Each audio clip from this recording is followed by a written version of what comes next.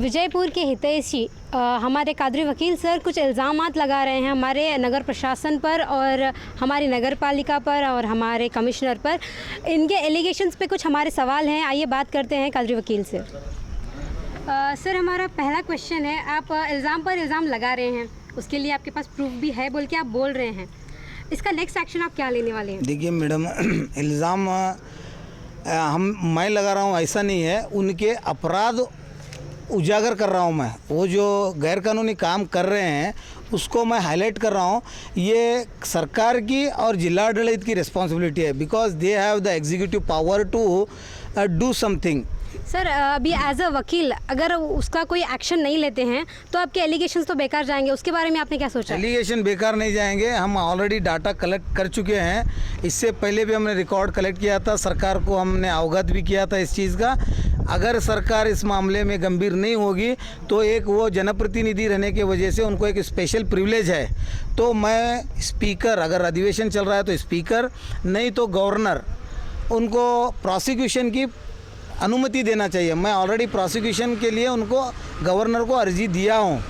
Prosecution permission under section 197 CRPC और under section 19 of prevention of corruption act मैं already राज्यपाल कर्नाटक सरकार को विनंती किया हूँ। सर विनंती की है, बट लास्ट टाइम भी एलिगेशंस हुए थे, उसका कुछ नतीजा मिला है? लास्ट टाइम से आज तक 3 महीने का पीरियड हुआ है, राज्य सरकार और राज्यपाल ने अभी तक मेरी एप्लीकेशन का कोई रिस्पांस नहीं दिया। इसका मतलब आप खुद समझ लीजिए भाजपा सरकार का काम। सर समझने को तो बहुत कुछ है, वैसे तो लोग समझ रहे हैं, प्रॉब्लम ये है कि सॉल्व कैसे होगा? आप कुछ स्टेप ले रहे हैं या अब न्यायालय को जाना है? अब जैसा कि मेरा जो स्टैट्यूटरी पीरियड है 3 मंथ्स का प्रोसिक्यूशन सैंक्शन रिक्विजिशन का, they should have to reject it और they should have to allow.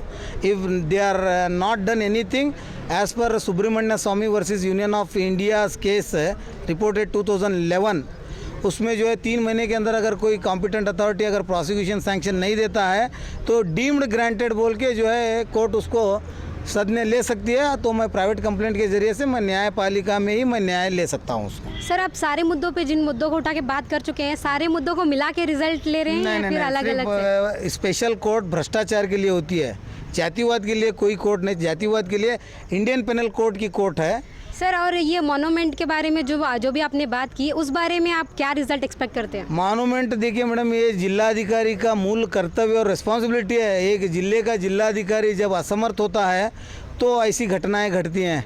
आप किसी राजकारण के हाथ की कठपुतली बनकर अगर जिलाधिकारी और पुलिस वरिष्ठाधिकारी काम करने लगेंगे तो जनता पुकारने के सिवा कुछ नहीं कर सकती। जब घर के माँ बाप बिगड़े हों तो औलाद सुधरने का कोई मतलब ही नहीं। तो आप इनडायरेक्टली ये कहना चाहते हैं आप भी पुकार के चुप हो जाएंगे या फिर कोई एक्शन? हम पुकारने वालों में से नहीं, हम लड़ने वालों में से हैं। और हम कंप्लीट बसनगौड़ा पाटिल यत्नाल और कारपोरेशन का भ्रष्टाचार और उनके इलीगल एक्टिविटीज़ को सार्वजनिक के सामने बैल करेंगे और हम जो है उसके आखिरी कॉर्नर तक कानूनात्मक जो भी लड़ाई है उसके लिए हम लड़ने के लिए तैयार हैं। Thank you sir, thank you. जैसे ही हमने कादरी वकील सर से बात किया, उन्होंने बताया कि वो लड़ेंगे और जनता की आवाज़ बनेंगे। कैमरामैन अदा बख्श के साथ मैं नाज़मीन।